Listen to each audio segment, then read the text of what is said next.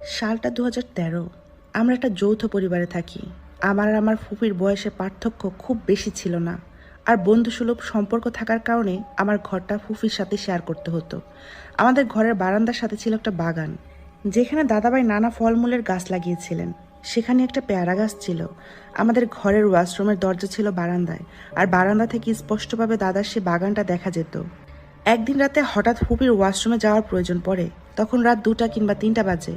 সে বেশি কিছু না ভেবেই ওয়াশরুমে যায়। ওয়াশরুম থেকে বের হয়ে বেসিংয়ে হাত ধুচ্ছে। তখন হঠাৎ তার চোখ পড়ে দাদাভাই সে বাগানের দিকে। সে স্পষ্ট দেখতে পায় যে বাগানের পেয়ারা গাছে বসে আছে একটা সাদা কাপড় পরা মহিলা, খুব তৃপ্তি সহকারে পেয়ারা খাচ্ছে। ফুফি ছিল খুব সাহসী। সে মজার ছলে জোরে চিল্লিয়ে বলে, চোর চোর। ঠিক তখনই ওই সাদা কাপড় পরা মহিলা ফুফির দিকে তাকায়। তার তাকানো ছিল খুবই অস্বস্তিকর। ফুফির চোখে চোখ পড়তেই অস্বস্তি লাগতে শুরু করে। তখন সে কিছুটা ভয় পেলেও কিছু হবে না ভেবে ঘরে এসে ঘুমিয়ে যায়। ওই দিন রাতে ফুফি স্বপ্ন দেখে একজন মহিলা, দেখতে খুবই বিশ্রী, তাদের বাসায় এসেছে তাকে দেখতে। তারপর তার চুল দেখার নাম করে তার কানের কাছে মুখ এনে কানে কানে বলছে, তোর কোনোদিন সংসার করা হবে না। এই স্বপ্ন দেখে ফুপির ঘুম ভেঙে যায়। সে উঠে শুনতে পায় চারদিকে আজান দিচ্ছে। আমাদের এলাকায় বিশ্বাস করা হয় আজানের আগের স্বপ্নগুলো সত্যি হয়, যার কারণে ফুপি চিন্তায় পড়ে যায় কি করবে ভেবে। আমাকে যখন ফুপি পুরা ঘটনাটা খুলে বলে, তখন আমি তাকে পরামর্শ দিই তার বাবাকে জানানোর, কারণ তিনি অনেক কিছু জানতেন এই সম্পর্কে।